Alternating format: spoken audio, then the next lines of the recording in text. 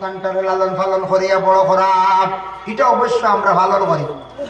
কিন্তু সন্তান যেই সময় বড় হয়ে যাইব, মাত কথা শিখি লাইব, কথাবার্তা শিখি লাইব, আমরার গার্জেন যারা আছি, মা বাবা সন্তান আদি করে ভালো ভালো আমরা উপদেশ দিতাম, সুন্দর সুন্দর কথা শিখাইতাম।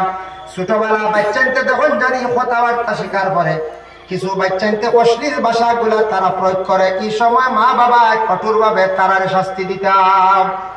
ছোট বাচ্চাইতে খারাপ ভাষা দি গালিগালা শিখি নিছ, তারার শাসাইতাম নি না পঞ্চায়েত লোক ছাড়িতাম নি না।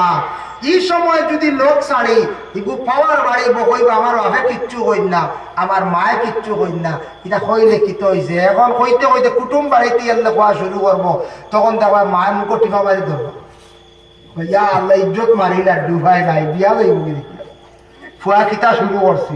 হ্যাঁ, এগুলো ছোটবেলা শাসন করছে নাই, মিষ্টির ডিবা দিয়ে দৌড় দিছে, বুঝাইছে মিষ্টির ডিবা দিয়ে দৌড় দিছে। এগুলো মূল্য শাসন করলেন, এখন লাগা করার বা খেয়ার কইতা হগুরে লিয়ে একদিন হবাড়ি বা যাও, কুটুম বিদায় দিলে লিয়ে আসবো।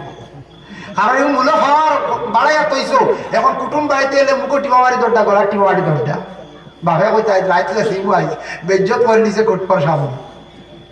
একে বুঝতো বনের পাখি জঙ্গলটা কি পাখি দুরিয়ানার ঘরে পিঞ্জিরার ভিতরে রাখিয়া আপনি যখন প্রতিদিন যদি আল্লাহ আল্লাহ দেখবা পাখি আল্লাহ শিখি নাই। একটা গরুর বাচ্চার ছোট থাকতে যদি আপনি শিক্ষা দেন, এই বাচ্চাটা যে শিক্ষা পাইব সেই শিক্ষা লইব। ঠিক তেমনি ভাবে বাবা আমাদের সন্তানাদি আপনারে ছোটবেলা যে আমরা সুন্দর শিক্ষা দিয়া যাইব, সেই শিক্ষাটা তারা লইব।